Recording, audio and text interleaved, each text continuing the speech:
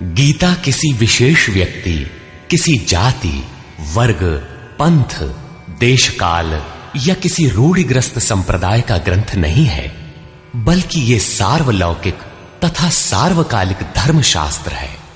ये प्रत्येक देश, प्रत्येक जाति, प्रत्येक आयु के, प्रत्येक स्त्री पुरुष के लिए, सबके लिए है।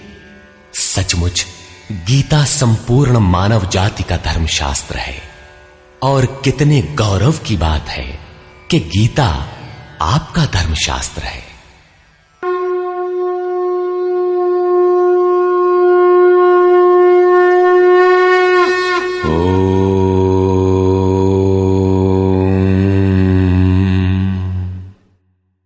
श्री परमात्मने नमः।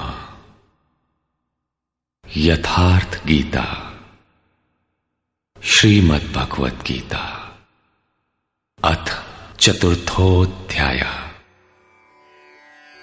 अध्याय 3 में योगेश्वर श्री कृष्ण ने आश्वस्त किया था कि दोष दृष्टि से रहित होकर जो भी मानव श्रद्धा युक्त हो मेरे मत के अनुसार चलेगा, वो कर्मों के बंधन से भली प्रकार छूट जाएगा।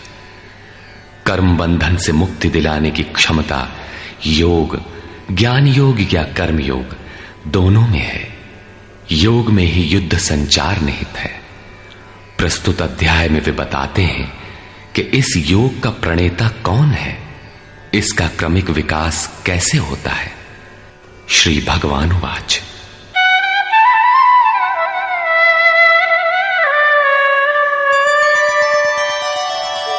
इमं विवस्वते योगं प्रोक्तवान् अहमव्ययम् विवस्वान्मनवे प्राह मनुरिक्ष्वाकवे ब्रवीत्। अर्जुन, मैंने इस अविनाशी योग को कल्प के आदि में विवस्वान अर्थात सूर्य के प्रति कहा। विवस्वान ने मनु से और मनु ने इक्ष्वाकु से कहा। किसने कहा? मैंने। श्री कृष्ण कौन थे? एक योगी, तत्व स्थित महापुरुष ही इस अविनाशी योग को कल्प के आरंभ में अर्थात भजन के आरंभ में विवस्वान अर्थात जो विवश हैं ऐसे प्राणियों से कहता है, सुरा में संचार कर देता है। यहां सूर्य एक प्रतीक है, क्योंकि सुरा में ही वो परम प्रकाश स्वरूप है और वहीं उसके पाने का विधान है। वास्तविक प्रकाशदाता अर्थात सूर्य वहीं है। ये योग अविनाशी है। योगेश्वर श्री कृष्ण ने कहा था कि इसमें आरंभ का नाश नहीं होता। इस योग का आरंभ भर कर दें तो ये पूर्णत्व दिलाकर ही शांत होता है। शरीर का कल्प औषधियों द्वारा होता है, किंतु आत्मा का भजन से होता है। भजन का आरंभ ही आत्मकल्प का आदि है। ये साधन भजन भी किसी महापुरुष की ही देन है। मोह निशा में अचेत आदिम मानव, जिसमें भजन का कोई संस्कार नहीं है, योग के विषय में जिसने कभी सोचा तक नहीं, ऐसा मनुष्य किसी महापुरुष को देखता है तो उनके दर्शन मात्र से, उनकी वाणी से, टूटी फूटी सेवा और सानिध्य से योग के संस्कार उसमें संचारित हो जाते हैं। गोस्वामी तुलसीदास जी इसी को कहते हैं, जे चितिये प्रभु जिन्ह प्रभु हेरे, ते सब भये परम पद जोगु। योगेश्वर श्री कृष्ण कहते हैं कि ये योग मैंने आरंभ में सूर्य से कहा। चक्षोः सूर्यो अजायत। महापुरुष के दृष्टि निक्षेप मात्र से योग के संस्कार सुरा में प्रसारित हो जाते हैं। स्वयं प्रकाश, स्ववश परमेश्वर का निवास सबके हृदय में है। सुरा अर्थात श्वास के निरोध से ही उसकी प्राप्ति का विधान है। सुरा में संस्कारों का सृजन ही सूर्य के प्रति कहना है। समय आने पर यह संस्कार मन में स्फुरित होगा। यही सूर्य का मन से कहना है। मन में स्फुरित होने पर महापुरुष के उस वाक्य के प्रति इच्छा जागृत हो जाएगी। यदि मन में कोई बात है तो उसे पाने की इच्छा अवश्य होगी। यही मनु का इक्ष्वाकु से कहना है। लालसा होगी कि वो नियत कर्म करें जो अविनाशी है, जो कर्म बंधन से मोक्ष दिलाता है। ऐसा है तो किया जाए, और आराधना गति पकड़ लेती है। गति पकड़कर ये योग कहां पहुंचाता है, इस पर कहते हैं, एवं परंपरा प्राप्तम् इमं राजर्षयो विदुः सकाले नेह महता योगो नष्टः परन्तप। इस प्रकार किसी महापुरुष द्वारा संस्कार रहित पुरुषों की सुरा में, सुरा से मन में, मन से इच्छा में, और इच्छा तीव्र होकर क्रियात्मक आचरण में ढलकर ये योग क्रमशः उत्थान करते करते राजर्षि श्रेणी तक पहुंच जाता है। उस अवस्था में जाकर विदित होता है। इस स्तर के साधक में रिद्धियों सिद्धियों का संचार होता है। वो योग इस महत्वपूर्ण काल में इसी लोक अर्थात शरीर में प्रायः नष्ट हो जाता है। इस सीमा रेखा को कैसे पार किया जाए? क्या इस विशेष स्थल पर पहुंचकर सभी नष्ट हो जाते हैं? श्री कृष्ण कहते हैं, नहीं, जो मेरा आश्रित है, मेरा प्रिय भक्त है, अनन्य सखा है, वो नष्ट नहीं होता।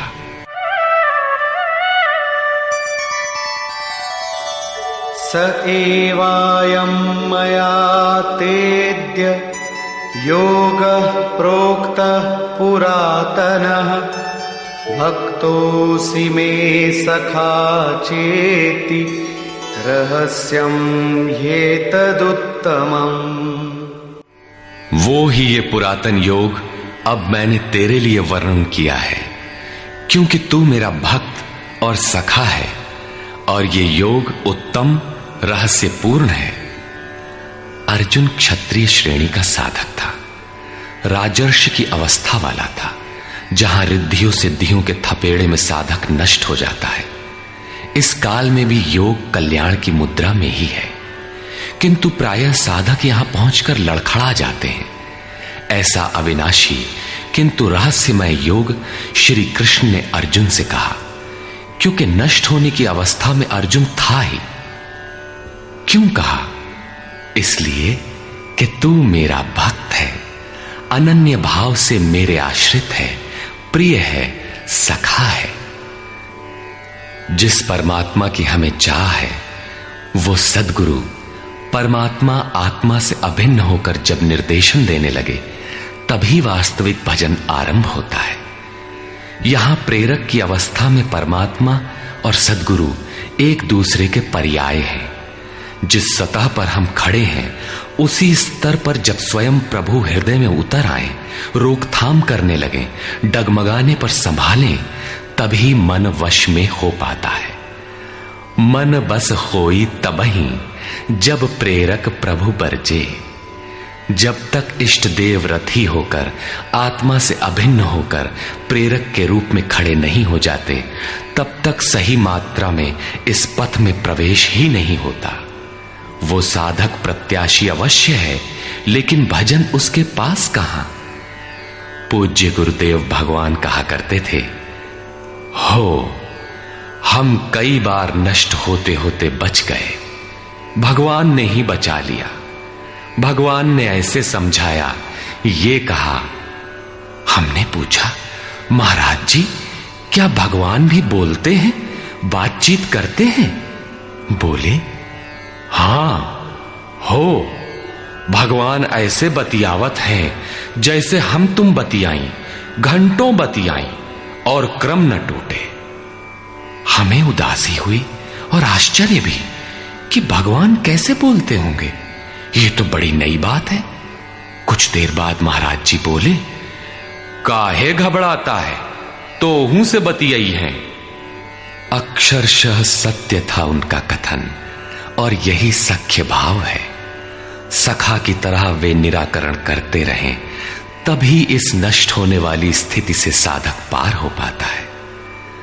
अभी तक योगेश्वर श्री कृष्ण ने किसी महापुरुष द्वारा योग के आरंभ, इसमें आने वाले व्यवधान, उससे पार पाने का रास्ता बताया। इस पर अर्जुन ने प्रश्न किया। अर्जुन उवाच,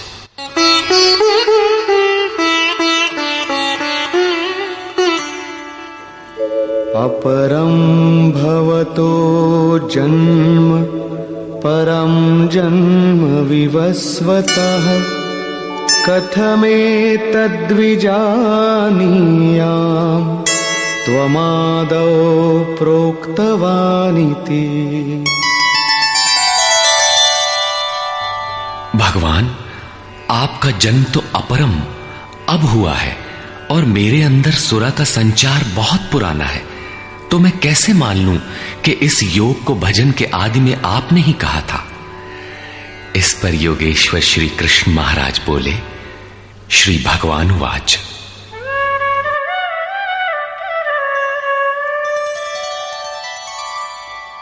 बहूनि मे व्यतीतानि जन्मानि तव चार्जुन तान्यहं वेद सर्वाणि न त्वं वेत्थ परन्तप।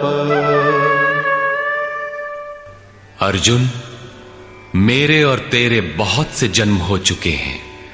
हे परम तप, उन सबको तू नहीं जानता, किंतु मैं जानता हूं। साधक नहीं जानता, स्वरूपस्थ महापुरुष जानता है, अव्यक्त की स्थिति वाला जानता है। क्या आप सबकी तरह पैदा होते हैं?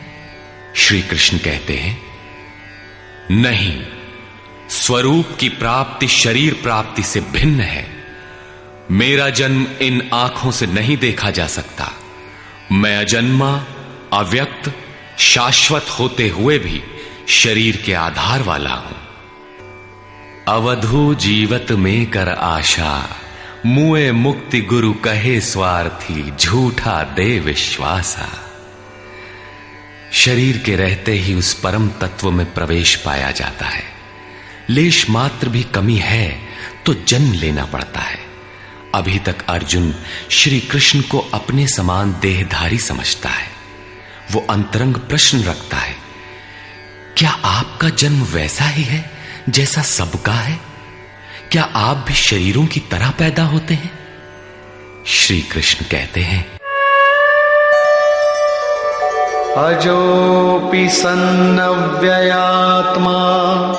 भूतानामीश्वरोऽपि सन् प्रकृतिं स्वामधिष्ठाय संभवाम्यात्ममायया। मैं विनाश रहित, पुनः जन्म रहित और समस्त प्राणियों के स्वर में संचारित होने पर भी अपनी प्रकृति को अधीन करके आत्म माया से प्रकट होता हूं। एक माया तो अविद्या है, जो प्रकृति में ही विश्वास दिलाती है, नीच एवं अधम योनियों का कारण बनती है। दूसरी माया है आत्म माया, जो आत्मा में प्रवेश दिलाती है, स्वरूप के जन्म का कारण बनती है। इसी को योग माया भी कहते हैं, जिससे हम विलग हैं। उस शाश्वत स्वरूप से ये जोड़ती है, मिलन कराती है। उस आत्मिक प्रक्रिया द्वारा मैं अपनी त्रिगुणमयी प्रकृति को अधीन करके ही प्रकट होता हूं। प्रायः लोग कहते हैं कि भगवान का अवतार होगा तो दर्शन कर लेंगे। श्री कृष्ण कहते हैं कि ऐसा कुछ नहीं होता कि कोई दूसरा देख सके। स्वरूप का जन्म पिंड रूप में नहीं होता। श्री कृष्ण कहते हैं, योग साधना द्वारा, आत्म माया द्वारा अपनी त्रिगुणमयी प्रकृति को स्ववश करके मैं क्रमशः प्रकट होता हूं। लेकिन किन परिस्थितियों में? यदा यदा हि धर्मस्य ग्लानिर्भवति भारत अभ्युत्थानमधर्मस्य तदात्मानं सृजाम्यहम्। हे अर्जुन, जब जब परम धर्म परमात्मा के लिए हृदय ग्लानि से भर जाता है, जब अधर्म की वृद्धि से भाविक पार पाते नहीं देखता, तब मैं आत्मा को रचने लगता हूं। जब आपका हृदय अनुराग से पूरित हो जाए, उस शाश्वत धर्म के लिए गदगद गिरा नयन बह नीरा की स्थिति आ जाए, जब प्रयत्न करके भी अनुरागी अधर्म का पार नहीं पाता, ऐसी परिस्थिति में मैं अपने स्वरूप को रचता हूं।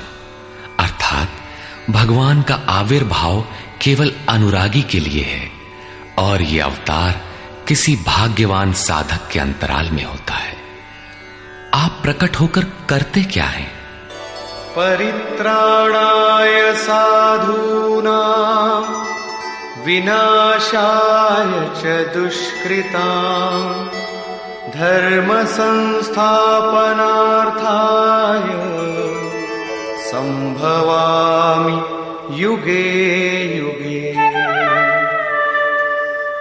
अर्जुन, साधूनां परित्राणाय परम साध्य एकमात्र परमात्मा है, जिसे साध लेने पर कुछ भी साधना शेष नहीं रह जाती। उस साध्य में प्रवेश दिलाने वाले विवेक, वैराग्य, शम दम इत्यादि दैवी संपद को निर्विघ्न प्रवाहित करने के लिए तथा दुष्कृताम, जिससे दूषित कार्य रूप लेते हैं, उन काम क्रोध राग द्वेषादि विजातीय प्रवृत्तियों को समूल नष्ट करने के लिए तथा धर्म को भली प्रकार स्थिर करने के लिए मैं युग युग में प्रकट होता हूं। युग का तात्पर्य सतयुग, त्रेता, द्वापर में नहीं। युग धर्मों का उतार चढ़ाव मनुष्यों के स्वभाव पर है। युग धर्म सदैव रहे हैं। मानस में संकेत है, नित जुग धर्म हो ही सब केरे, हृदय राम माया के प्रेरे। युग धर्म सभी के हृदय में नित्य होते रहते हैं। अविद्या से नहीं बल्कि विद्या से, राम माया की प्रेरणा से हृदय में होते हैं, जिसे प्रस्तुत श्लोक में आत्म माया कहा गया है। वही है राम माया। हृदय में राम की स्थिति दिला देने वाली, राम से प्रेरित है वो विद्या। कैसे समझा जाए कि अब कौन सा युग कार्य कर रहा है? तो शुद्ध सत्व समता विज्ञाना, कृत प्रभाव प्रसन्न मन जाना। जब हृदय में शुद्ध सत्व गुण ही कार्यरत हो, राजस तथा तामस दोनों गुण शांत हो जाएं, विषमताएं समाप्त हो गई हों, जिसका किसी से द्वेष न हो, विज्ञान हो, अर्थात इष्ट से निर्देशन लेने और उस पर टिकने की क्षमता हो, मन में प्रसन्नता का पूर्ण संचार हो, जब ऐसी योग्यता आ जाए तो सतयुग में प्रवेश मिल गया। इसी प्रकार दो अन्य युगों का वर्णन किया और अंत में तामस बहुत रजो गुण थोरा, कलि प्रभाव विरोध चहु ओरा। तामस गुण भरपूर हो, किंचित राजसी गुण भी उसमें हो, चारों ओर वैर और विरोध हो, तो ऐसा व्यक्ति कलियुगीन है। जब तामसी गुण कार्य करता है तो मनुष्य में आलस्य, निद्रा, प्रमाद का बाहुल्य होता है। वो कर्तव्य जानते हुए भी उसमें प्रवृत्त नहीं हो सकता, निषिद्ध कर्म जानते हुए भी उससे निवृत्ति नहीं हो सकती। इस प्रकार युग धर्मों का उतार चढ़ाव मनुष्यों की आंतरिक योग्यता पर निर्भर है। किसी ने इन योग्यताओं को 4 युग कहा है, तो कोई इन्हें ही 4 वर्ण का नाम देता है, तो कोई इन्हें ही अति उत्तम, उत्तम, मध्यम और निकृष्ट 4 श्रेणी के साधक कहकर संबोधित करता है। प्रत्येक युग में इष्ट साथ देते हैं। हां, उच्च श्रेणी में अनुकूलता की भरपूरता प्रतीत होती है, निम्न युगों में सहयोग क्षीण प्रतीत होता है। संक्षेप में श्री कृष्ण कहते हैं कि साध्य वस्तु दिलाने वाले विवेक, वैराग्य इत्यादि को निर्विघ्न प्रवाहित करने के लिए तथा दूषण के कारक काम, क्रोध, राग, द्वेष इत्यादि का पूर्ण विनाश करने के लिए, परम धर्म परमात्मा में स्थिर रखने के लिए मैं युग युग में अर्थात हर परिस्थिति, हर श्रेणी में प्रकट होता हूं, बशर्ते कि ग्लानि हो। जब तक इष्ट समर्थन न दे तब तक आप समझ ही नहीं सकेंगे कि विकारों का विनाश हुआ अथवा अभी कितना शेष है। प्रवेश से पराकाष्ठा पर्यंत इष्ट हर श्रेणी में हर योग्यता के साथ रहते हैं। उनका प्राकट्य अनुरागी के हृदय में होता है। भगवान प्रकट हैं तब तो सभी दर्शन करते होंगे। श्री कृष्ण कहते हैं, नहीं। जन्म कर्म च मे दिव्यम् एवं यो वेत्ति तत्वतः त्यक्त्वा देहं पुनर्जन्म नैति मामेति सोऽर्जुन। अर्जुन, मेरा वो जन्म अर्थात ग्लानि के साथ स्वरूप की रचना तथा मेरा कर्म अर्थात दुष्कृतियों के कारणों का विनाश, साध्य वस्तु को दिलाने वाली क्षमताओं का निर्दोष संचार, धर्म की स्थिरता, ये कर्म और जन्म दिव्य अर्थात अलौकिक है, लौकिक नहीं है। इन चर्म चक्षुओं से उसे देखा नहीं जा सकता, मन बुद्धि से उसे मापा नहीं जा सकता। जब इतना गूढ़ है तो उसे देखता कौन है?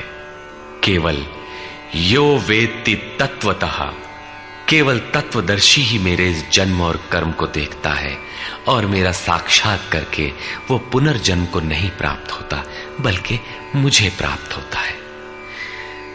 जब तत्वदर्शी ही भगवान के जन्म और कार्य को देख पाता है तो लोग लाखों की संख्या में भीड़ लगाए क्यों खड़े हैं कि कहीं अवतार होगा तो दर्शन करेंगे?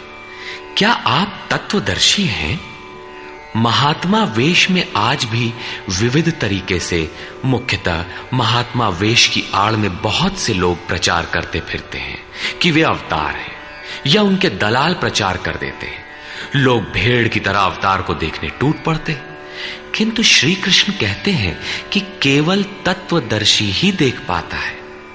अब तत्वदर्शी किसे कहते हैं? अध्याय 2 में सत असत का निर्णय देते हुए योगेश्वर श्री कृष्ण ने बताया था कि अर्जुन, असत वस्तु का अस्तित्व नहीं है और सत का तीनों कालों में कभी अभाव नहीं है। तो क्या आप ऐसा कहते हैं? बताया उन्होंने, नहीं, तत्वदर्शियों ने इसे देखा। न किसी भाषाविद ने देखा, न किसी समृद्धिशाली ने देखा। यहां पुनः बल देते हैं कि मेरा आविर्भाव तो होता है लेकिन उसे तत्वदर्शी ही देख पाता है। तत्वदर्शी एक प्रश्न है। ऐसा कुछ नहीं कि 5 तत्व हैं, 25 तत्व हैं, इनकी गणना सीख ली और हो गए तत्वदर्शी। श्री कृष्ण ने आगे बताया कि आत्मा ही परम तत्व है। आत्मा परम से संयुक्त होकर परमात्मा हो जाता है। आत्म साक्षात्कार करने वाला ही इस आविर्भाव को समझ पाता है। सिद्ध है कि अवतार किसी विरही अनुरागी के हृदय में होता है। आरंभ में उसे वो समझ नहीं पाता कि हमें कौन संकेत देता है, कौन मार्गदर्शन करता है, किंतु परम तत्व परमात्मा के दर्शन के साथ ही वो देख पाता है, समझ पाता है और फिर शरीर को त्याग कर पुनर्जन्म को प्राप्त नहीं होता। श्री कृष्ण ने कहा कि मेरा जन्म दिव्य है, इसे देखने वाला मुझे प्राप्त होता है। तो लोगों ने उनकी मूर्ति बना ली, पूजा करने लगे, आकाश में कहीं उनके निवास की कल्पना कर ली। ऐसा कुछ नहीं है। उन महापुरुषों का आशय केवल इतना था कि यदि आप निर्धारित कर्म करें तो पाएंगे कि आप भी दिव्य हैं। आप जो हो सकते हैं वो मैं हो गया हूं। मैं आपकी संभावना हूं, आपका ही भविष्य हूं। अपने भीतर आप जिस दिन ऐसी पूर्णता पा लेंगे तो आप भी वही होंगे जो श्री कृष्ण है। जो श्री कृष्ण का स्वरूप है वही आपका भी हो सकता है। अवतार कहीं बाहर नहीं होता। हां, यदि अनुराग पूरित हृदय हो तो आपके भीतर भी अवतार की अनुभूति संभव है। वे आपको प्रोत्साहित करते हैं कि बहुत से लोग इस मार्ग पर चलकर मेरे स्वरूप को प्राप्त कर चुके हैं। वीतराग भय क्रोधा मन्मया मामुपाश्रिताः बहवो ज्ञानतपसा पूता मद्भावमागता। राग और विराग दोनों से परे वीतराग तथा इसी प्रकार भय अभय, क्रोध अक्रोध दोनों से परे अनन्य भाव से अर्थात अहंकार रहित मेरे शरण हुए बहुत से लोग ज्ञान तप से पवित्र होकर मेरे स्वरूप को प्राप्त हो चुके हैं। अब ऐसा होने लगा हो ऐसी बात नहीं है, यह विधान सदैव से रहा है। बहुत से पुरुष इसी प्रकार से मेरे स्वरूप को प्राप्त हो चुके हैं। किस प्रकार? जिन जिन का हृदय अधर्म की वृद्धि देखकर परमात्मा के लिए ग्लानि से भर गया, उस स्थिति में मैं अपने स्वरूप को रचता हूं। वे मेरे स्वरूप को प्राप्त होते हैं, जिसे योगेश्वर श्री कृष्ण ने तत्व दर्शन कहा था, उसे ही अब ज्ञान कहते हैं। परम तत्व है परमात्मा, उसे प्रत्यक्ष दर्शन के साथ जानना ज्ञान है।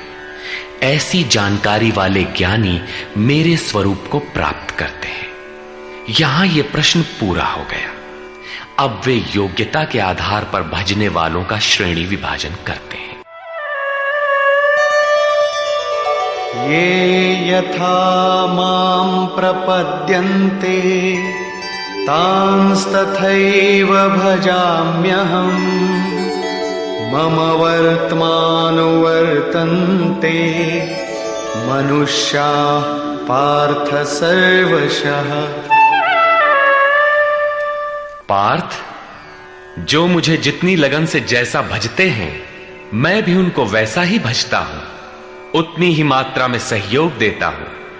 साधक की श्रद्धा ही कृपा बनकर उसे मिलती है। इस रहस्य को जानकर सुधीजन संपूर्ण भाव से मेरे मार्ग के अनुसार ही बरतते हैं। जैसा मैं बरतता हूं, जो मुझे प्रिय है वैसा ही आचरण करते हैं। जो मैं कराना चाहता हूं वही करते हैं। भगवान कैसे भजते हैं?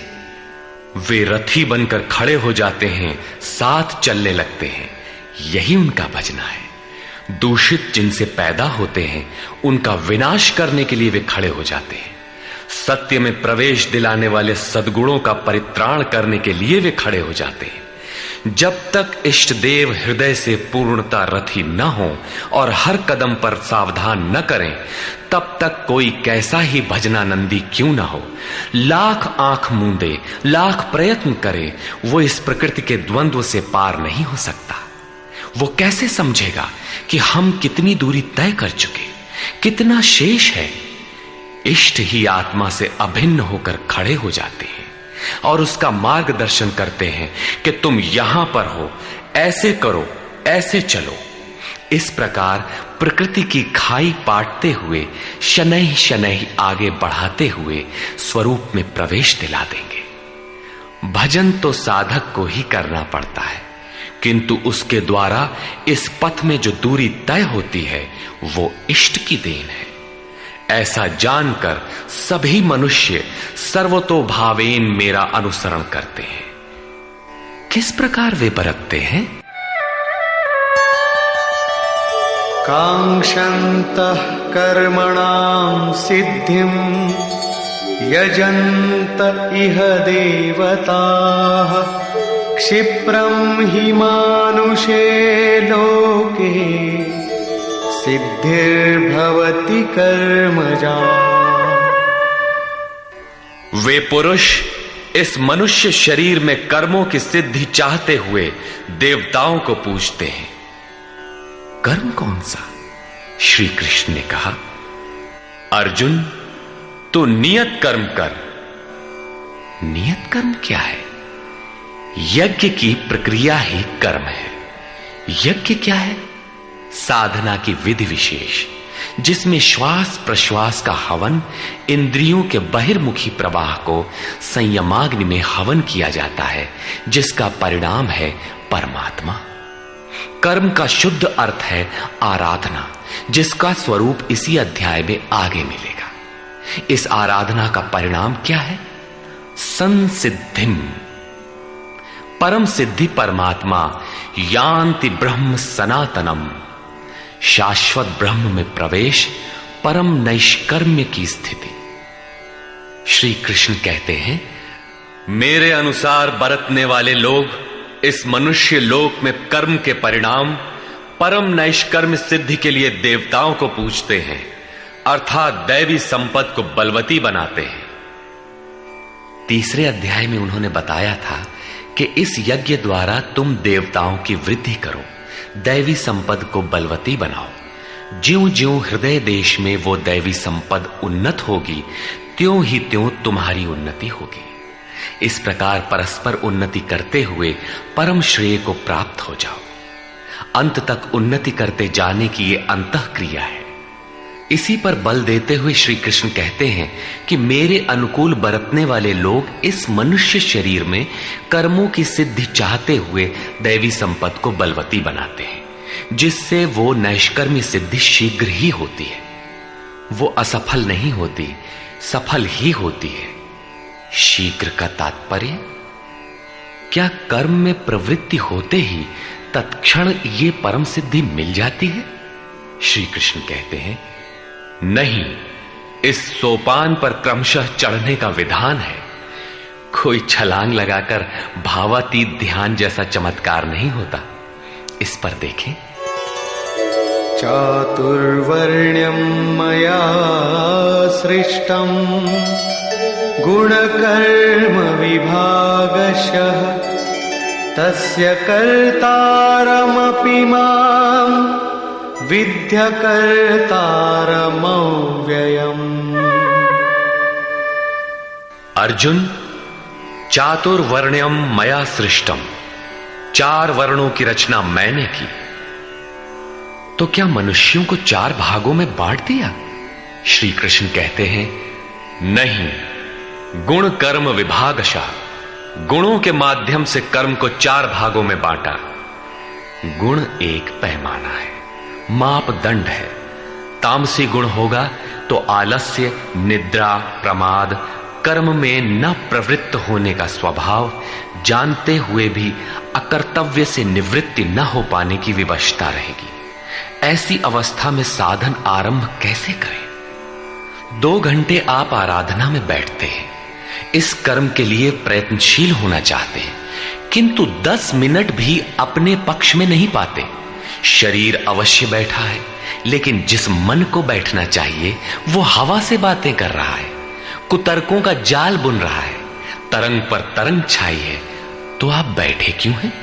समय क्यों नष्ट करते हैं?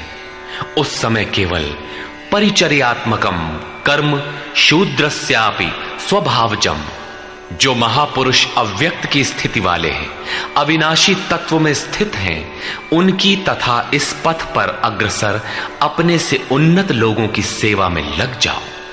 इससे दूषित संस्कार शमन होते जाएंगे, साधना में प्रवेश दिलाने वाले संस्कार सबल होते जाएंगे। क्रमशः तामसी गुण न्यून होने पर राजसी गुणों की प्रधानता तथा सात्विक गुण के स्वल्प संचार के साथ साधक की क्षमता वैश्य श्रेणी की हो जाती है।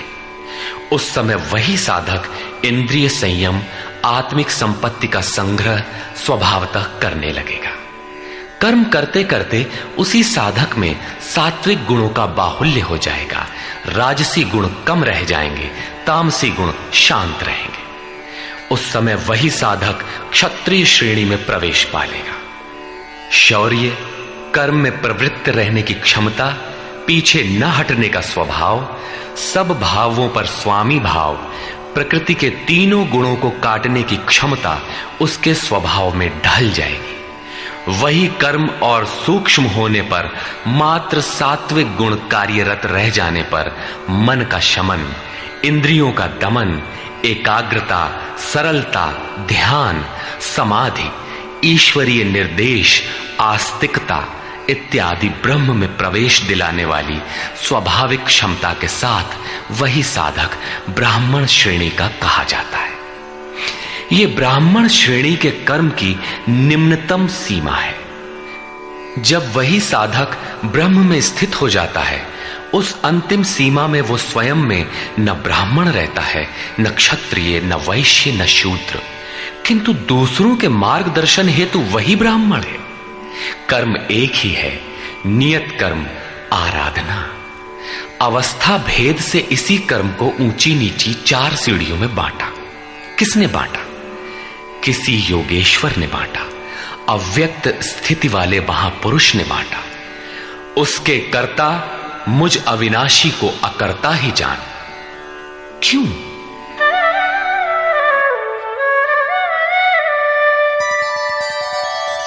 न मां कर्माणि लिम्पन्ति न मे कर्मफले स्पृहा इति मां योऽभिजानाति कर्मभिर्न स बध्यते। क्योंकि कर्मों के फल में मेरी स्पृहा नहीं है। कर्मों का फल क्या है? श्री कृष्ण ने पीछे बताया था कि यज्ञ जिससे पूरा होता है उस क्रिया का नाम कर्म है, और पूर्ति काल में यज्ञ जिसकी रचना करता है उस ज्ञानामृत को पान करने वाला शाश्वत सनातन ब्रह्म में प्रवेश पा लेता है। कर्म का परिणाम है परमात्मा। उस परमात्मा की चाह भी अब मुझे नहीं है, क्योंकि वो मुझसे भिन्न नहीं है। मैं अव्यक्त स्वरूप हूं, उसी की स्थिति वाला हूं। अब आगे कोई सत्ता नहीं जिसके लिए इस कार्य पर स्नेह रखूं। इसलिए कर्म मुझे लिपायमान नहीं करते, और इसी स्तर से जो भी मुझे जानता है, अर्थात जो कर्मों के परिणाम परमात्मा को प्राप्त कर लेता है, उसे भी कर्म नहीं बांधते। जैसे श्री कृष्ण, वैसे उस स्तर से जानने वाला महापुरुष। एवं ज्ञात्वा कृतं कर्म पूर्वैरपि मुमुक्षुभिः कुरु कर्मैव तस्मात् त्वं पूर्वैः पूर्वतरं कृतम्। अर्जुन, पहले होने वाले मोक्ष की इच्छा वाले पुरुषों द्वारा भी यही जानकर कर्म किया गया। क्या जानकर? यही कि जब कर्मों का परिणाम परमात्मा भिन्न न रह जाए, कर्मों के परिणाम परमात्मा की स्पृहा न रह जाने पर उस पुरुष को कर्म नहीं बांधते। श्री कृष्ण इसी स्थिति वाले हैं, इसलिए वे कर्म से लिपायमान नहीं होते, और उसी स्तर से हम जान लेंगे तो हमें भी कर्म नहीं बांधेगा। जैसा श्री कृष्ण, ठीक उसी स्तर से जो भी जान लेगा, वैसा ही वो पुरुष भी कर्म बंधन से मुक्त हो जाएगा। अब श्री कृष्ण भगवान, महात्मा, अव्यक्त, योगेश्वर या महायोगेश्वर जो भी रहे हों, वो स्वरूप सबके लिए है। यही समझकर पहले के मुमुक्षु पुरुषों ने, मोक्ष की इच्छा वाले पुरुषों ने कर्म पर कदम रखा।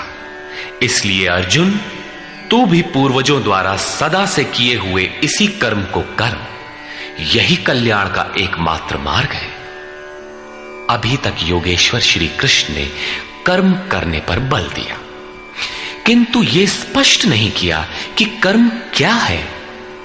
अध्याय 2 में उन्होंने कर्म का नाम मात्र लिया कि अब इसी को तू निष्काम कर्म के विषय में सुन। उसकी विशेषताओं का वर्णन किया कि यह जन्म मरण के महान भय से रक्षा करता है। कर्म करते समय सावधानी का वर्णन किया, लेकिन यह नहीं बताया कि कर्म क्या है। अध्याय 3 में उन्होंने कहा कि ज्ञान मार्ग अच्छा लगे या निष्काम कर्म योग, कर्म तो करना ही पड़ेगा। न कर्मों को त्यागने से कोई ज्ञानी होता है, और न कर्म को न आरंभ करने से कोई निष्कर्मी। हठवश जो नहीं करते वे दंभी हैं। इसलिए मन से इंद्रियों को वश में करके कर्म कर।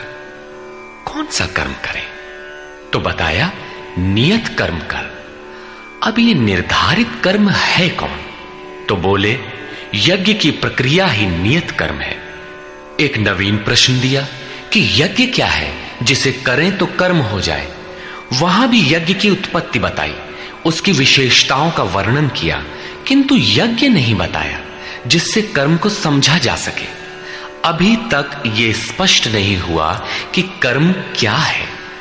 अब कहते हैं कि अर्जुन, कर्म क्या है, अकर्म क्या है, इस विषय में बड़े बड़े विद्वान भी मोहित हैं। उसे भली प्रकार समझ लेना चाहिए।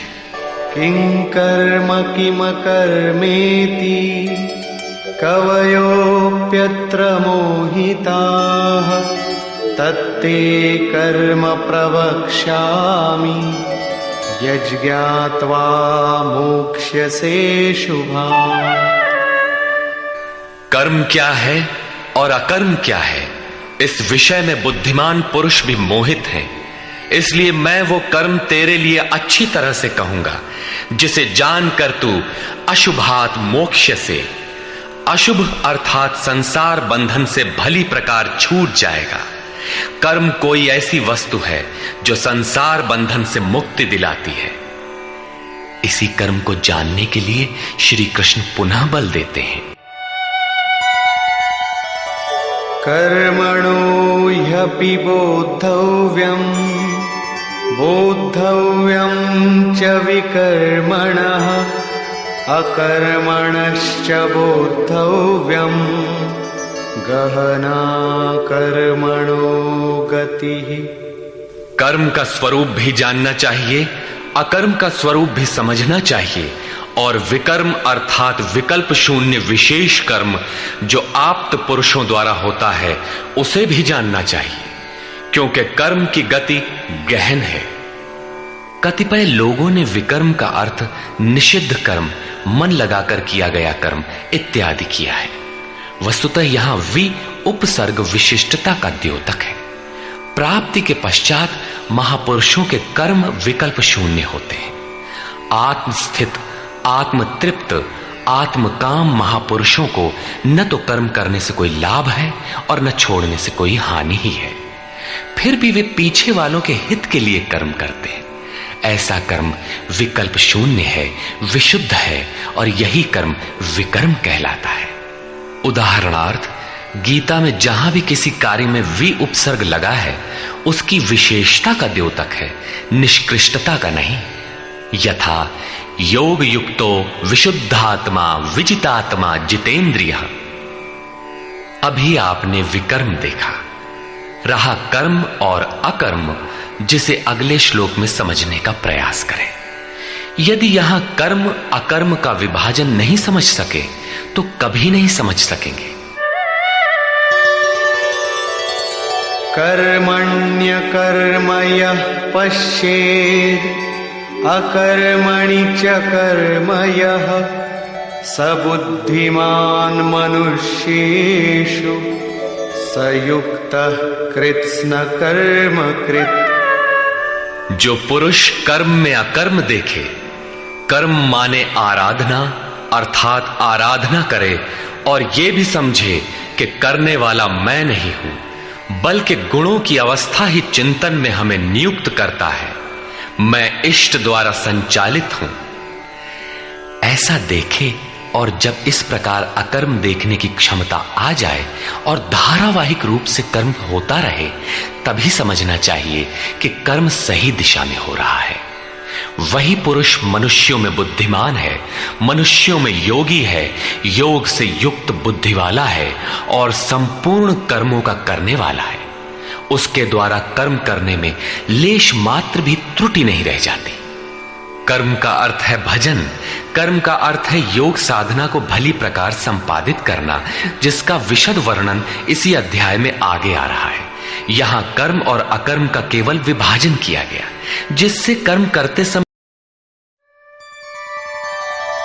यस्य सर्वे समारंभाः कामसंकल्पवर्जिताः ज्ञानाग्निदग्धकर्माणम् तमाहु पंडितम बुधाः।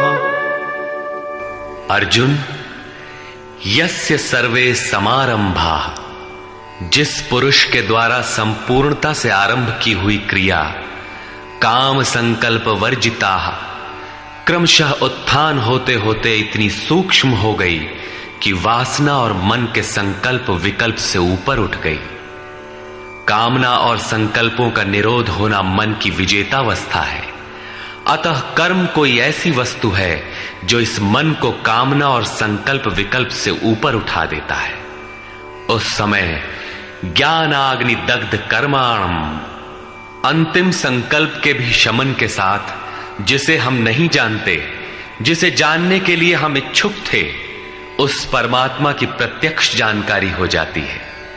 क्रियात्मक पथ पर चलकर परमात्मा की प्रत्यक्ष जानकारी का नाम ही ज्ञान है। उस ज्ञान के साथ ही दग्ध कर्माणम, कर्म सदा के लिए दग्ध हो जाते हैं। जिसे पाना था पा लिया, आगे कोई सत्ता नहीं जिसकी शोध करे, इसलिए कर्म करके ढूंढे भी तो किसे। उस जानकारी के साथ कर्म की आवश्यकता समाप्त हो जाती है। ऐसी स्थिति वालों को ही बोध स्वरूप महापुरुषों ने पंडित कहकर संबोधित किया है। उनकी जानकारी पूर्ण है। ऐसी स्थिति वाला महापुरुष करता क्या है, रहता कैसे है, उसकी रहनी पर प्रकाश डालते हैं। त्यक्त्वा कर्मफलासंगम नित्य तृप्तो निराश्रयः कर्मण्यभिप्रवृत्तोऽपि नैव किंचित् करोति सः। अर्जुन, वह पुरुष सांसारिक आश्रय से रहित होकर नित्य वस्तु परमात्मा में ही तृप्त रहकर कर्मों के फल परमात्मा की आसक्ति को भी त्याग कर कर्म में अच्छी प्रकार बरतता हुआ भी कुछ नहीं करता। निराशीर्यत चित्तात्मा त्यक्त सर्व परिग्रहः शारीरं केवलं कर्म कुर्वन्नाप्नोति किल्बिषम्। जिसने अंतःकरण और शरीर को जीत लिया है, भोगों की संपूर्ण सामग्री जिसने त्याग दी है, ऐसे आशा रहित पुरुष का शरीर केवल कर्म करता दिखाई भर पड़ता है। वस्तुतः वो करता धरता कुछ नहीं, इसलिए पाप को प्राप्त नहीं होता। वो पूर्णत्व को प्राप्त है, इसलिए आवागमन को प्राप्त नहीं होता।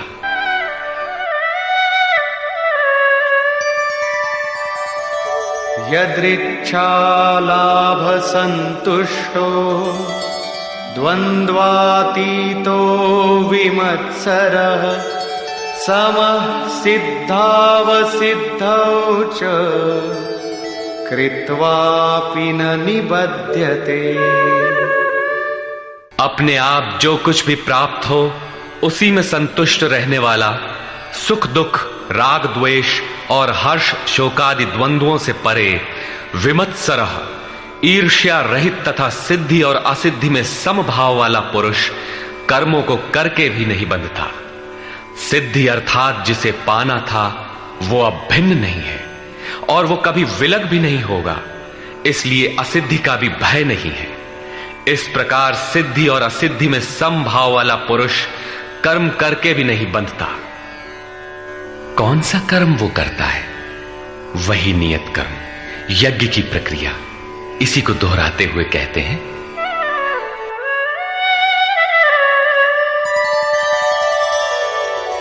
गत संगस्य मुक्तस्य ज्ञानावस्थित चेतसः यज्ञायाचरतः कर्म समग्रं प्रविलीयते। अर्जुन, यज्ञायाचरतः कर्म, यज्ञ का आचरण ही कर्म है और साक्षात्कार का नाम ही ज्ञान है। इस यज्ञ का आचरण करके साक्षात्कार के साथ ज्ञान में स्थित संग दोष और आसक्ति से रहित मुक्त पुरुष के संपूर्ण कर्म भली प्रकार विलीन हो जाते हैं। वे कर्म कोई परिणाम उत्पन्न नहीं कर पाते, क्योंकि कर्मों का फल परमात्मा उनसे भिन्न नहीं रह गया। अब फल में कौन सा फल लगेगा, इसलिए उन मुक्त पुरुषों को अपने लिए कर्म करने की आवश्यकता समाप्त हो जाती है।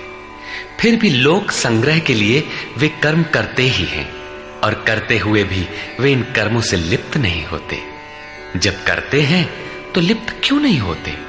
इस पर कहते हैं, ब्रह्मार्पणं ब्रह्महविः ब्रह्माग्नौ ब्रह्मणाहुतं ब्रह्मैव तेन गन्तव्यं ब्रह्म कर्म समाधिना। ऐसे मुक्त पुरुष का समर्पण ब्रह्म है, हवि ब्रह्म है, अग्नि भी ब्रह्म ही है। अर्थात ब्रह्म रूप अग्नि में ब्रह्म रूपी कर्ता द्वारा जो हवन किया जाता है वो भी ब्रह्म है। ब्रह्म कर्म समाधिना, जिसके कर्म ब्रह्म का स्पर्श करके समाधिस्थ हो चुके हैं, उसमें विलय हो चुके हैं, ऐसे महापुरुष के लिए जो प्राप्त होने योग्य है वो भी ब्रह्म ही है। वो कर्ता धर्ता कुछ नहीं, केवल लोक संग्रह के लिए कर्म में बरतता है।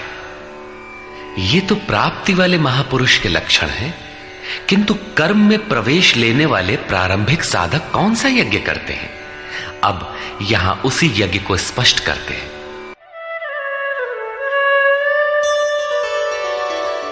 दैवमेवापरे यज्ञं योगिनः पर्युपासते ब्रह्माग्नावपरे यज्ञं यज्ञेनैवोपजुह्वति। गत श्लोक में योगेश्वर श्री कृष्ण ने परमात्म स्थित महापुरुषों के यज्ञ का निरूपण किया, किंतु दूसरे योगी जो अभी उस तत्व में स्थित नहीं हुए हैं, क्रिया में प्रवेश करने वाले हैं, वे आरंभ कहां से करें? इस पर कहते हैं कि दूसरे योगी लोग दैवम यज्ञम अर्थात दैवी संपद को अपने हृदय में बलवती बनाते हैं, जिसके लिए ब्रह्मा का निर्देश था कि इस यज्ञ द्वारा तुम लोग देवताओं की उन्नति करो। ज्यों ज्यों हृदय देश में दैवी संपद अर्जित होगी, वही तुम्हारी प्रगति होगी और क्रमशः परस्पर उन्नति करके परम श्रेय को प्राप्त करो। दैवी संपद को हृदय देश में बलवती बनाना प्रवेशिका श्रेणी के योगियों का यज्ञ है। वो दैवी संपद अध्याय 16 के आरंभिक 3 श्लोकों में वर्णित है, जो हैं तो सब में केवल महत्वपूर्ण कर्तव्य समझकर उनकी जागृति करें, उनमें लगे। इन्हीं को इंगित करते हुए योगेश्वर ने कहा कि अर्जुन, तू शोक मत कर, क्योंकि तू दैवी संपद को प्राप्त हुआ है। तू मुझ में निवास करेगा, मेरे ही शाश्वत स्वरूप को प्राप्त करेगा, क्योंकि ये दैवी संपद परम कल्याण के लिए ही है। और इसके विपरीत आसुरी संपद नीच और अधम योनियों का कारण है। इसी आसुरी संपद का हवन होने लगता है, इसलिए ये यज्ञ है और यहीं से यज्ञ का आरंभ है। दूसरे योगी ब्रह्माग्नौ पर ब्रह्म परमात्म रूप अग्नि में यज्ञ के द्वारा ही यज्ञ का अनुष्ठान करते हैं। श्री कृष्ण ने आगे बताया कि इस शरीर में अधियज्ञ मैं हूं। यज्ञों का अधिष्ठाता अर्थात यज्ञ जिसमें विलय होते हैं वो पुरुष मैं हूं। श्री कृष्ण एक योगी थे, सद्गुरु थे। इस प्रकार दूसरे योगी जन ब्रह्म रूपी अग्नि में यज्ञ अर्थात यज्ञ स्वरूप सद्गुरु को उद्देश्य बनाकर यज्ञ का अनुष्ठान करते हैं। सारांशतः सद्गुरु के स्वरूप का ध्यान करते हैं। श्रोत्रादीनीन्द्रियाण्यन्ये संयमाग्निषु जुह्वति शब्दादीन् विषयानन्य इंद्रियाग्निषु जुह्वति। अन्य योगी जन श्रोत्रादिक अर्थात श्रोत्र, नेत्र, त्वचा, जिह्वा, नासिका सब इंद्रियों को संयम रूपी अग्नि में हवन करते हैं, अर्थात इंद्रियों को विषयों से समेटकर संयत कर लेते हैं। यहां आग नहीं जलती। जैसे अग्नि में डालने से हर वस्तु भस्मसात हो जाती है, ठीक इसी प्रकार संयम ही एक अग्नि है जो इंद्रियों के संपूर्ण बहिर्मुखी प्रवाह को दग्ध कर देता है। दूसरे योगी लोग शब्दादिक अर्थात शब्द, स्पर्श, रूप, रस और गंध विषयों को इंद्रिय रूपी अग्नि में हवन कर देते हैं, अर्थात उनका आशय बदलकर साधना परक बना लेते हैं। साधक को संसार में रहकर ही तो भजन करना है। सांसारिक लोगों के भले बुरे शब्द उससे टकराते ही रहते हैं। विषयोत्तेजक ऐसे शब्दों को सुनते ही साधक उनके आशय को योग, वैराग्य सहायक, वैराग्योत्तेजक भावों में बदलकर इंद्रिय रूपी अग्नि में हवन कर देते हैं। जैसे कि एक बार अर्जुन अपने चिंतन में रत था, अकस्मात उसके कर्ण कुहरों में संगीत लहरी झंझना उठी। उसने सिर उठाकर देखा तो उर्वशी खड़ी थी जो एक वेश्या थी। सभी उसके रूप पर मुग्ध हो झूम रहे थे, किंतु अर्जुन ने उसे स्नेहिल दृष्टि से मातृवत देखा। उस शब्द रूप से मिलने वाले विकार विलीन हो गए, इंद्रियों के अंतराल में ही समाहित हो गए। यहां इंद्रिय ही अग्नि है। अग्नि में डाली हुई वस्तु जैसे भस्मसात हो जाती है, उसी प्रकार आशय बदलकर इष्ट के अनुकूल ढाल लेने पर विषयोत्तेजक रूप, रस, गंध, स्पर्श और शब्द भी भस्म हो जाते हैं। साधक पर कुप्रभाव नहीं डाल पाते। साधक इन शब्दादिकों में रुचि नहीं लेता, इन्हें ग्रहण नहीं करता। इन श्लोकों में अपरे, अन्य शब्द एक ही साधक की ऊंची नीची अवस्थाएं हैं। एक ही यज्ञकर्ता का ऊंचा नीचा स्तर है, न कि अपरे अपरे कहने से कोई अलग अलग यज्ञ। सर्वाणि इंद्रिय कर्माणि प्राण कर्माणि चापरे आत्मसंयम योगाग्नौ जुह्वति ज्ञान दीपिते। अभी तक योगेश्वर ने जिस यज्ञ की चर्चा की उसमें क्रमशः दैवी संपत्ति को अर्जित किया जाता है। इंद्रियों की संपूर्ण चेष्टाओं का संयम किया जाता है। बलात् विषयोत्तेजक शब्दादिकों के टकराने पर भी उनका आशय बदलकर उनसे बचा जाता है। इससे उन्नत अवस्था होने पर दूसरे योगी जन संपूर्ण इंद्रियों की चेष्टाओं तथा प्राण के व्यापार को साक्षात्कार सहित ज्ञान से प्रकाशित परमात्म स्थिति रूपी योगाग्नि में हवन करते हैं। जब संयम की पकड़ आत्मा के साथ तद्रूप हो जाती है, प्राण और इंद्रियों का व्यापार भी शांत हो जाता है, उस समय विषयों को उद्दीप्त करने वाली और इष्ट में प्रवृत्ति दिलाने वाली दोनों धाराएं आत्मसात हो जाती हैं। परमात्मा में स्थिति मिल जाती है, यज्ञ का परिणाम निकल आता है। ये है यज्ञ की पराकाष्ठा। जिस परमात्मा को पाना था उसी में स्थिति आ गई तो शेष क्या रहा। पुनः योगेश्वर श्री कृष्ण यज्ञ को भली प्रकार समझाते हैं। द्रव्य यज्ञास्तपो यज्ञा योग यज्ञास्तथा परे स्वाध्याय ज्ञान यज्ञाश्च यतयः संशितव्रता।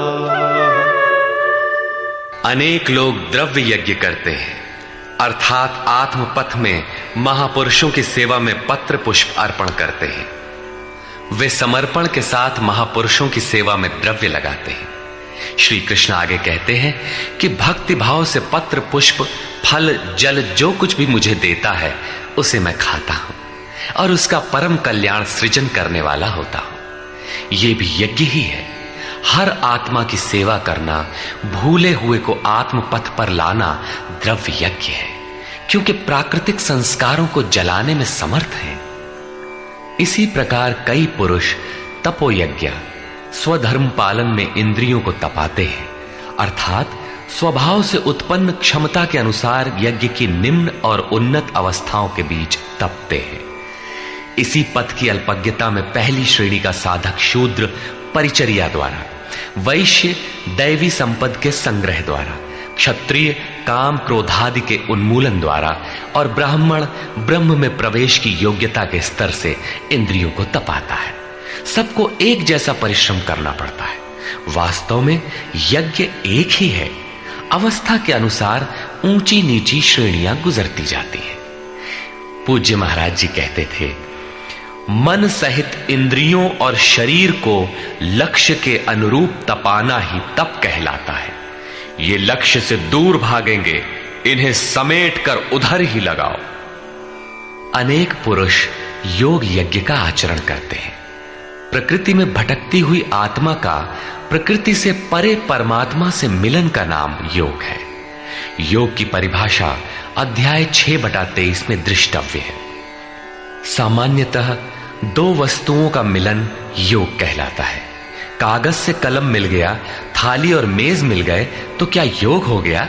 नहीं, ये तो पंचभूतों से निर्मित पदार्थ हैं। एक ही है, दो कहां?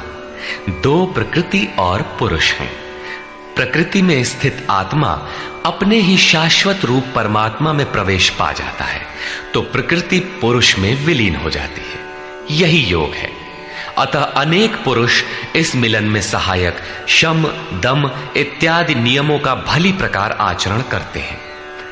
योग यज्ञ करने वाले तथा अहिंसादि तीक्ष्ण व्रतों से युक्त यत्नशील पुरुष स्वाध्याय ज्ञान यज्ञाश्च, स्वयं का अध्ययन, स्वरूप का अध्ययन करने वाले ज्ञान यज्ञ के कर्ता है।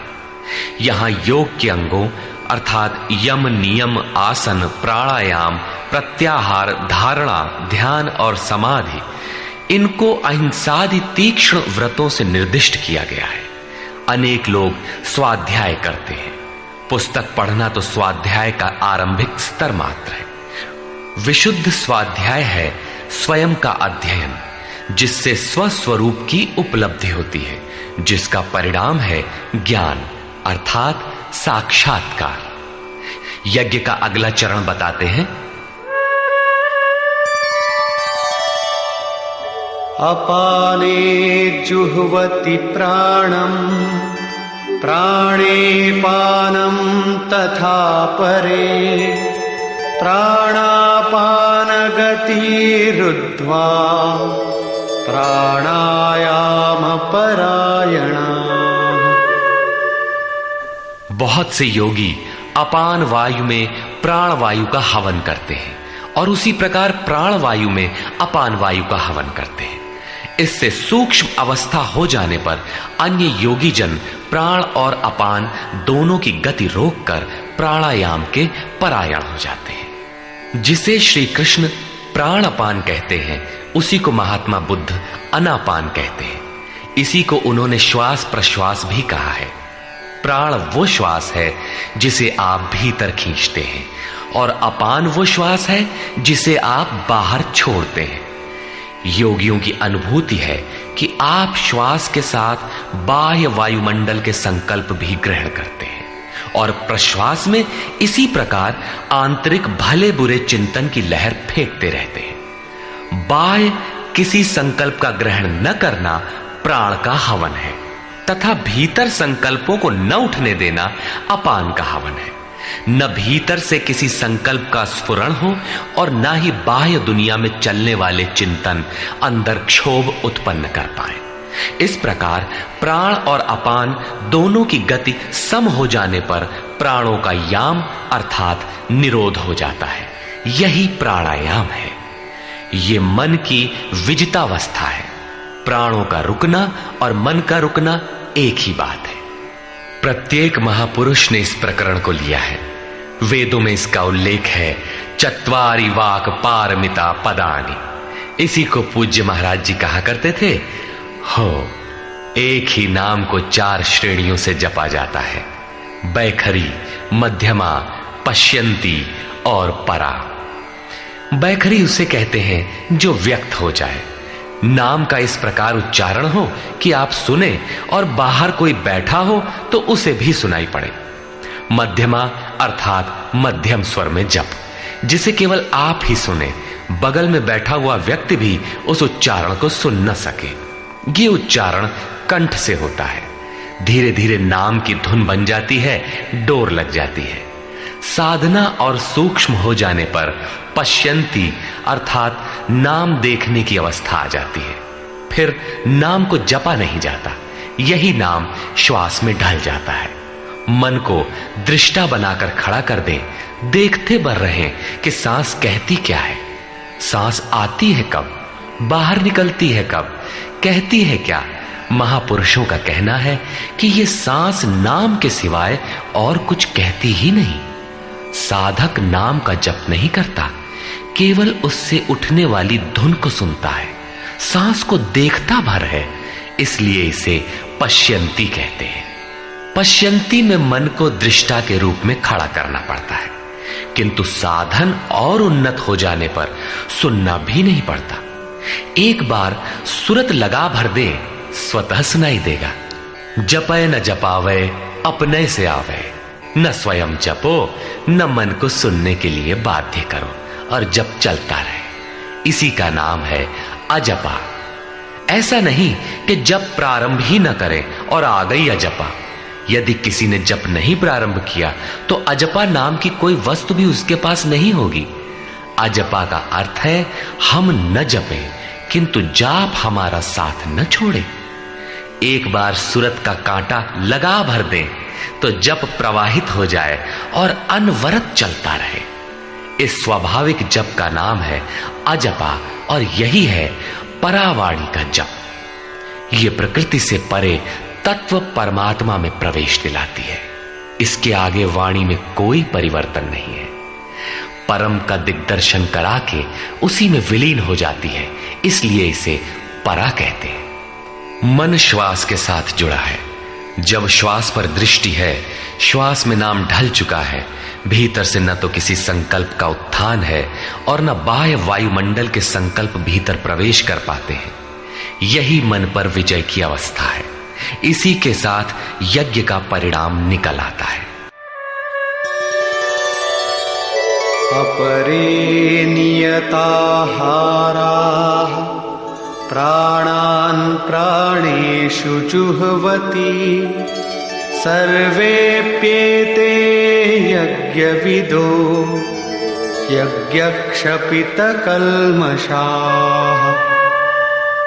दूसरे नियमित आहार करने वाले प्राण को प्राणों में ही हवन करते हैं। पूज्य महाराज जी कहा करते थे कि योगी का आहार दृढ़, आसन दृढ़ और निद्रा दृढ़ होनी चाहिए। आहार विहार पर नियंत्रण बहुत आवश्यक है। ऐसे अनेक योगी प्राण को प्राण में ही हवन कर देते हैं, अर्थात श्वास लेने पर ही ध्यान केंद्रित रखते हैं, प्रश्वास पर ध्यान नहीं देते। सांस आई तो सुना ओम, पुनः सांस आई तो ओम सुनते रहें। इस प्रकार यज्ञों द्वारा नष्ट पाप वाले ये सभी पुरुष यज्ञ के जानकार हैं। इन निर्दिष्ट विधियों में से यदि कहीं से भी करते हैं तो वे सभी यज्ञ के ज्ञाता हैं। अब यज्ञ का परिणाम बताते हैं।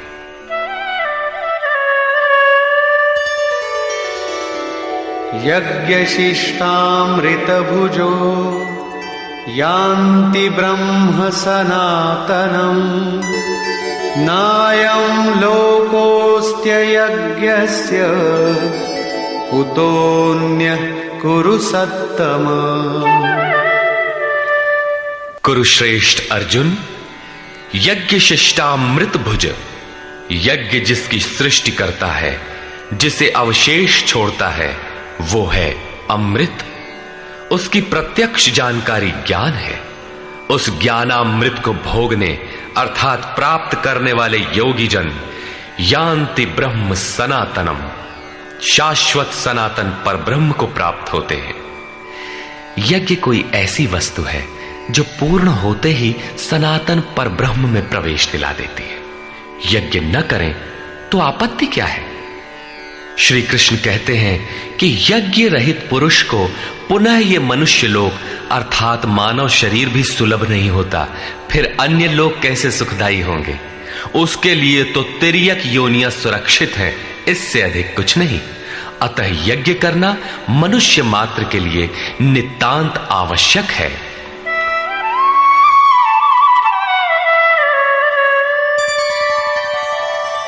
एवं बहुविधा यज्ञा वितता ब्रह्मणो मुखे कर्मजान् विद्धितान् सर्वान् एवं ज्ञात्वा विमोक्ष्यसे।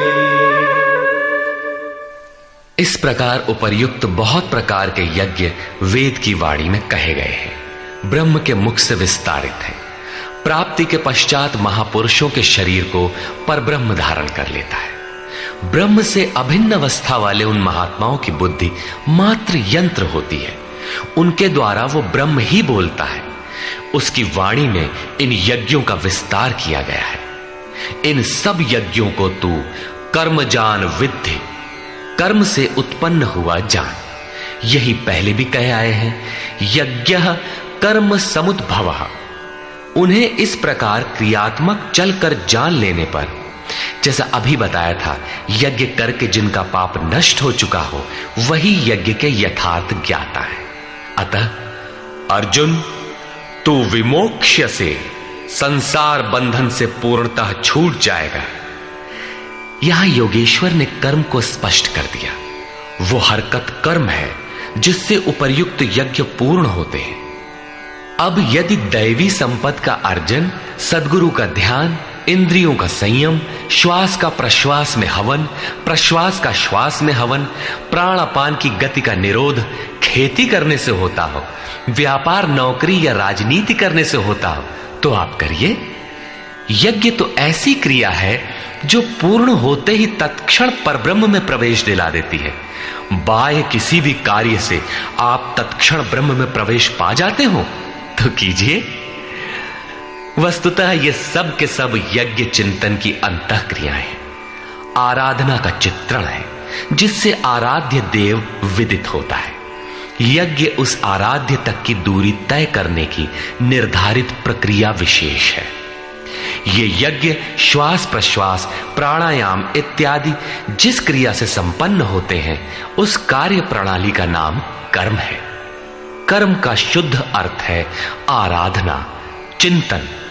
प्रायः लोग कहते हैं कि संसार में कुछ भी किया जाए हो गया कर्म, कामना से रहित होकर कुछ भी करते जाओ हो गया निष्काम कर्मयोग। कोई कहता है कि अधिक लाभ के लिए विदेशी वस्त्र बेचते हैं तो आप सकामी हैं, देश सेवा के लिए स्वदेशी बेचें तो हो गया निष्काम कर्मयोग। निष्ठापूर्वक नौकरी करें, हानि लाभ की चिंता से मुक्त होकर व्यापार करें, हो गया निष्काम कर्मयोग। जय पराजय की भावना से मुक्त होकर युद्ध करें, चुनाव लड़ें, हो गए निष्कर्मी। मरोगे तो मुक्ति हो जाएगी। वस्तुतः ऐसा कुछ भी नहीं है। योगेश्वर श्री कृष्ण ने स्पष्ट शब्दों में बताया कि इस निष्काम कर्म में निर्धारित क्रिया एक ही है, व्यवसायात्मिका बुद्धि रेकेह कुरु नंदन। अर्जुन, तू निर्धारित कर्म को कर, यज्ञ की प्रक्रिया ही कर्म है। यज्ञ क्या है? श्वास प्रश्वास का हवन, इंद्रियों का संयम, यज्ञ स्वरूप महापुरुष का ध्यान, प्राणायाम, प्राणों का निरोध। ये यज्ञ जिससे होने लगे उस क्रिया का नाम कर्म है। संपूर्ण गीता में एक भी श्लोक ऐसा नहीं है जो सांसारिक कार्य व्यापारों का समर्थन करता हो। प्रायः यज्ञ का नाम आने पर लोग बाहर एक यज्ञ वेदी बनाकर तिल जौ लेकर स्वाहा बोलते हुए हवन प्रारंभ कर देते हैं। ये एक धोखा है। द्रव्य यज्ञ दूसरा है जिसे श्री कृष्ण ने कई बार कहा, किंतु पशु बलि, वस्तुदाह इत्यादि से इसका कोई संबंध नहीं है। श्रेयान् द्रव्यमयाद् यज्ञात् ज्ञानयज्ञः परन्तप सर्वं कर्माखिलं पार्थ ज्ञाने परिसमाप्यते। अर्जुन, सांसारिक द्रव्यों से सिद्ध होने वाले यज्ञ की अपेक्षा ज्ञान यज्ञ, जिसका परिणाम ज्ञान अर्थात साक्षात्कार है, यज्ञ जिसकी सृष्टि करता है, उस अमृत तत्व की जानकारी का नाम ज्ञान है। ऐसा यज्ञ श्रेयस्कर है, परम कल्याणकारी है। हे पार्थ, संपूर्ण कर्म ज्ञान में शेष हो जाते हैं। परिसमाप्यते, भली प्रकार समाहित हो जाते हैं। ज्ञान यज्ञ की पराकाष्ठा है। उसके पश्चात कर्म किए जाने से न कोई लाभ है और न छोड़ देने से उस महापुरुष की कोई क्षति ही होती है। इस प्रकार भौतिक द्रव्यों से होने वाले यज्ञ भी यज्ञ है, किंतु उस यज्ञ की तुलना में जिसका परिणाम साक्षात्कार है, उस ज्ञान यज्ञ की अपेक्षा अत्यंत अल्प है।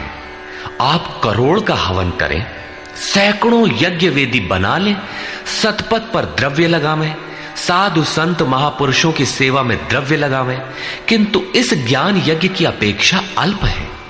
वस्तुतः यज्ञ श्वास प्रश्वास का है, इंद्रियों के संयम का है, मन के निरोध का है, जैसा श्री कृष्ण अभी बता आए। इस यज्ञ को प्राप्त कहां किया जाए, उसकी विधि कहां से सीखें? यथा तद्विद्धि प्रणिपातेन परिप्रश्नेन सेवया उपदेक्षन्ति ते ज्ञानम् ज्ञानिनस्तत्त्वदर्शिनः। इसलिए अर्जुन, तू तत्वदर्शी महापुरुष के पास जाकर भली प्रकार प्रणत होकर, अर्थात दंडवत प्रणाम करके, अहंकार त्याग कर, शरण होकर, भली प्रकार सेवा करके, निष्कपट भाव से प्रश्न करके तो उस ज्ञान को जान। वे तत्व को जानने वाले ज्ञानी जन तेरे लिए उस ज्ञान का उपदेश करेंगे, साधना पथ पर चलाएंगे। समर्पित भाव से सेवा करने के उपरांत ही इस ज्ञान को सीखने की क्षमता आती है। तत्वदर्शी महापुरुष परम तत्व परमात्मा का प्रत्यक्ष दिग्दर्शन करने वाले हैं। वे यज्ञ की विधि विशेष के ज्ञाता हैं और वही आपको भी सिखाएंगे। यदि अन्य यज्ञ होता तो ज्ञानी तत्वदर्शी की क्या आवश्यकता थी? स्वयं भगवान के सामने ही तो अर्जुन खड़ा था। भगवान उसे तत्वदर्शी के पास क्यों भेजते हैं? वस्तुतः श्री कृष्ण एक योगी थे। उनका आशय है कि आज तो अनुरागी अर्जुन मेरे समक्ष उपस्थित है, भविष्य में अनुरागियों को कहीं भ्रम न हो जाए कि श्री कृष्ण तो चले गए, अब किसकी शरण जाए। इसलिए उन्होंने स्पष्ट किया कि तत्वदर्शी के पास जाओ, वे ज्ञानी जन तुझे उपदेश देंगे और यज्ञात्वा न पुनर्मोहम् एवं यास्यसि पांडव येन भूतान्यशेषेण द्रक्ष्यस्यात्मन्यथो मयि। उस ज्ञान को उनके द्वारा समझकर तू इस प्रकार फिर कभी मोह को प्राप्त नहीं होगा। उनसे दी गई जानकारी के द्वारा उस पर चलते हुए तू अपनी आत्मा के अंतर्गत संपूर्ण भूतों को देखेगा, अर्थात सभी प्राणियों में इसी आत्मा का प्रसार देखेगा। जब सर्वत्र एक ही आत्मा के प्रसार को देखने की क्षमता आ जाएगी, उसके पश्चात तू मुझ में प्रवेश करेगा। अतः उस परमात्मा को पाने का साधन तत्व स्थित महापुरुष के द्वारा है। ज्ञान के संबंध में, धर्म और शाश्वत सत्य के संबंध में श्री कृष्ण के अनुसार किसी तत्वदर्शी से ही पूछने का विधान है।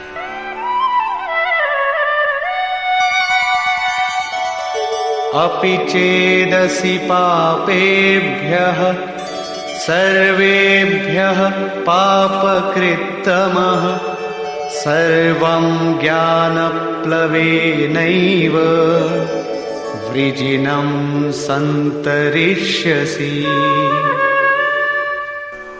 यदि तू सब पापियों से भी अधिक पाप करने वाला है, तब भी ज्ञान रूपी नौका द्वारा सभी पापों से निसंदेह भली प्रकार तर जाएगा। इसका आशय आप ये न लगा ले कि अधिक से अधिक पाप करके कभी भी तर जाएंगे। श्री कृष्ण का आशय मात्र यही है कि कहीं आप भ्रम में न रहे कि हम तो बड़े पापी हैं, हमसे पार नहीं लगेगा। ऐसी कोई गुंजाइश न निकाल लें। इसलिए श्री कृष्ण प्रोत्साहन और आश्वासन देते हैं कि सब पापियों के पापों के समूह से भी अधिक पाप करने वाला हो, फिर भी तत्वदर्शियों से प्राप्त ज्ञान रूपी नौका द्वारा तू निसंदेह संपूर्ण पापों को अच्छी प्रकार पार कर जाएगा। किस प्रकार? यथैधांसि समिद्धोऽग्निः भस्मसात् कुरुतेऽर्जुन ज्ञानाग्निः सर्वकर्माणि भस्मसात् कुरुते तथा। अर्जुन, जिस प्रकार प्रज्वलित अग्नि ईंधन को भस्म कर देता है, ठीक उसी प्रकार ज्ञान रूपी अग्नि संपूर्ण कर्मों को भस्म कर देता है। यह ज्ञान की प्रवेशिका नहीं है जहां से यज्ञ में प्रवेश मिलता है, वरन यह ज्ञान अर्थात साक्षात्कार की पराकाष्ठा का चित्रण है, जिसमें पहले विजातीय कर्म भस्म होते हैं और फिर प्राप्ति के साथ चिंतन कर्म भी उसी में विलय हो जाते हैं। जिसे पाना था पा लिया, अब आगे चिंतन कर किसे ढूंढे? ऐसा साक्षात्कार वाला ज्ञानी संपूर्ण शुभाशुभ कर्मों का अंत कर लेगा। वो साक्षात्कार होगा कहां? बाहर होगा अथवा भीतर? इस पर कहते हैं,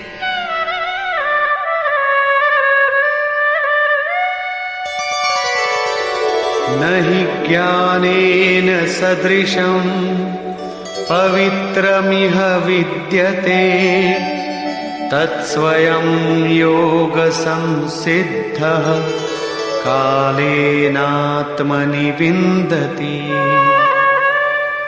इस संसार में ज्ञान के समान पवित्र करने वाला निसंदेह कुछ भी नहीं है। उस ज्ञान अर्थात साक्षात्कार को तू स्वयं, दूसरा नहीं, योग की परिपक्व अवस्था में, आरंभ में नहीं, अपनी आत्मा के अंतर्गत हृदय देश में ही अनुभव करेगा, बाहर नहीं। इस ज्ञान के लिए कौन सी योग्यताएं अपेक्षित हैं? योगेश्वर के ही शब्दों में, श्रद्धावान लभते ज्ञानम तत्परः संयतेन्द्रियः ज्ञानम लब्ध्वा परां शांतिम अचिरेणाधिगच्छति।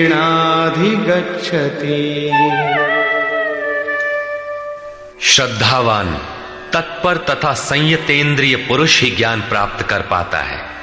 भावपूर्वक जिज्ञासा नहीं है तो तत्वदर्शी की शरण जाने पर भी ज्ञान नहीं प्राप्त होता। केवल श्रद्धा ही पर्याप्त नहीं है, श्रद्धावान शिथिल प्रयत्न भी हो सकता है। अतः महापुरुष द्वारा निर्दिष्ट पथ पर तत्परता से अग्रसर होने की लगन आवश्यक है। इसके साथ ही संपूर्ण इंद्रियों का संयम अनिवार्य है। जो वासनाओं से विरत नहीं है उसके लिए साक्षात्कार अर्थात ज्ञान की प्राप्ति कठिन है। केवल श्रद्धावान आचरणरत संयतेंद्रिय पुरुष ही ज्ञान प्राप्त करता है। ज्ञान को प्राप्त कर वो तत्क्षण परम शांति को प्राप्त हो जाता है, जिसके पश्चात कुछ भी पाना शेष नहीं रहता। और जहां श्रद्धा नहीं है, अज्ञश्चा श्रद्धानश्च संशयात्मा विनश्यति नायं लोकोऽस्ति न परो न सुखं संशयात्मनः। अज्ञानी जो यज्ञ के विधि विशेष से अनभिज्ञ है एवं श्रद्धा रहित तथा संशय युक्त पुरुष इस परमार्थ पथ से भ्रष्ट हो जाता है।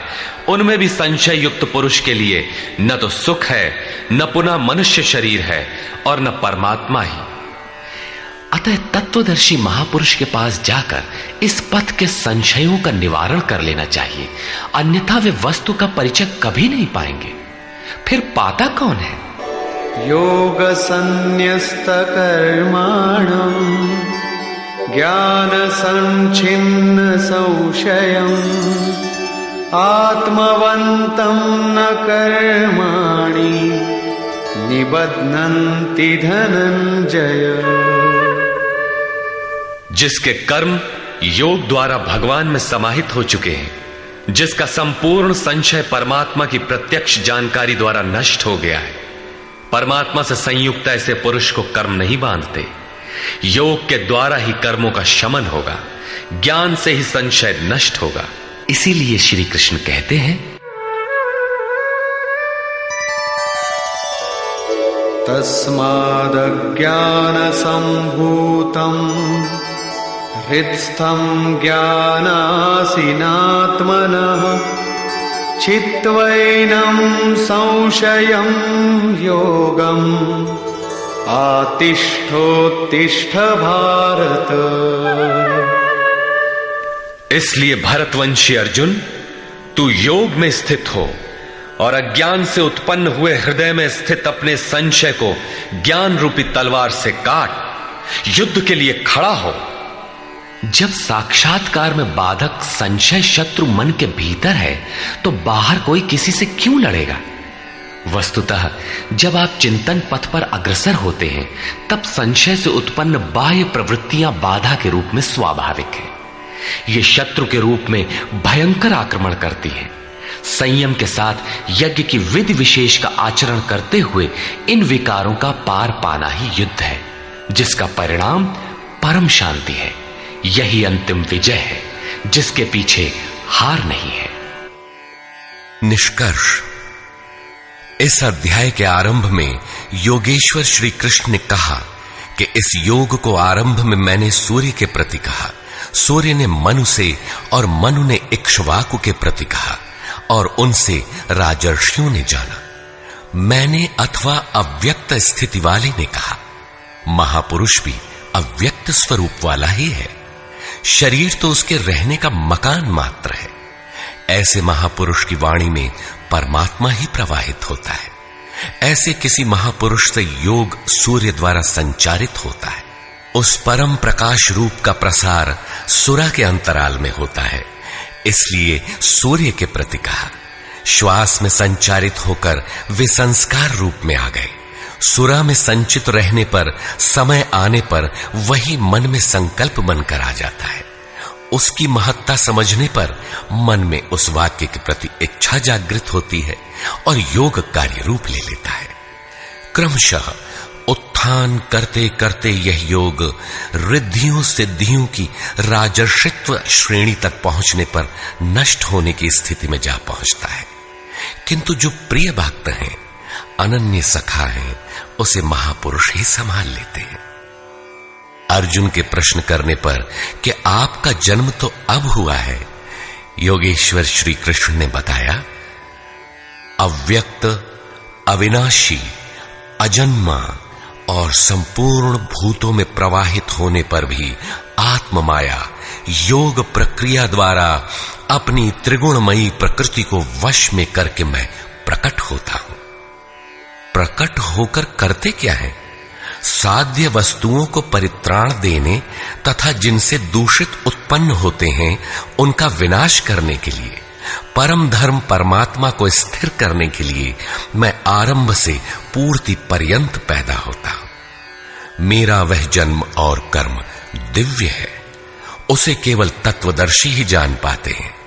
भगवान का आविर्भाव तो कलयुग की अवस्था में ही हो जाता है। यदि सच्ची लगन हो किंतु आरंभिक साधक समझ ही नहीं पाता कि यह भगवान बोल रहे हैं या यूं ही संकेत मिल रहे हैं। आकाश से कौन बोलता है? महाराज जी बताते थे कि जब भगवान कृपा करते हैं, आत्मा से रथी हो जाते हैं, तो खंबे से, वृक्ष से, पत्ते से, शून्य से, हर स्थान से बोलते और संभालते हैं। उत्थान होते होते जब परम तत्व परमात्मा विदित हो जाए, तभी स्पर्श के साथ ही वो स्पष्ट समझ पाता है। इसलिए अर्जुन, मेरे उस स्वरूप को तत्वदर्शियों ने देखा और मुझे जानकर वे तत्क्षण मुझ में ही प्रविष्ट हो जाते हैं, जहां से पुनः आवागमन में नहीं आते। इस प्रकार उन्होंने भगवान के आविर्भाव की विधि को बताया कि वह किसी अनुरागी के हृदय में होता है, बाहर कदापि नहीं। श्री कृष्ण ने बताया, मुझे कर्म नहीं बांधते और इस स्तर से जो जानता है उसे भी कर्म नहीं बांधते। यही समझकर मुमुक्षु पुरुषों ने कर्म का आरंभ किया था कि उस स्तर से जानेंगे तो जैसे श्री कृष्ण, वैसा ही उस स्तर से जानने वाला वह पुरुष, और जान लेने पर वैसा ही वह मुमुक्ष अर्जुन। यह उपलब्धि निश्चित है यदि यज्ञ किया जाए। यज्ञ का स्वरूप बताया, यज्ञ का परिणाम परम तत्व परम शांति बताया। इस ज्ञान को पाया कहां जाए? इस पर किसी तत्वदर्शी के पास जाने और उन्हें विधियों से पेश आने को कहा, जिससे वे महापुरुष अनुकूल हो जाए। योगेश्वर ने स्पष्ट किया कि वह ज्ञान तो स्वयं आचरण करके पाएगा, दूसरे के आचरण से तुझे नहीं मिलेगा। वह भी योग की सिद्धि के काल में प्राप्त होगा, प्रारंभ में नहीं। वह ज्ञान अर्थात साक्षात्कार हृदय देश में होगा, बाहर नहीं। श्रद्धालु, तत्पर, संयतेंद्रिय एवं संशय रहित पुरुष ही इसे प्राप्त करता है। अतः हृदय में स्थित अपने संशय को वैराग्य की तलवार से काट। यह हृदय देश की लड़ाई है। बाह्य युद्ध से गीतोक्त युद्ध का कोई प्रयोजन नहीं है। इस अध्याय में योगेश्वर श्री कृष्ण ने मुख्य रूप से यज्ञ का स्वरूप स्पष्ट किया और बताया कि यज्ञ जिससे पूरा होता है उसे करने अर्थात कार्य प्रणाली का नाम कर्म है। कर्म को भली प्रकार इसी अध्याय में स्पष्ट किया। अतः ओम तत्सदिति श्रीमद् भगवद गीता सूपनिषत्सु ब्रह्म विद्यायाम योग शास्त्रे श्री कृष्णा अर्जुन संवादे यज्ञ कर्म स्पष्टीकरण नाम चतुर्थो अध्याय। इस प्रकार स्वामी अड़गड़ानंद कृत श्रीमद् भगवद गीता के भाष्य यथार्थ गीता का चौथा अध्याय पूर्ण होता है।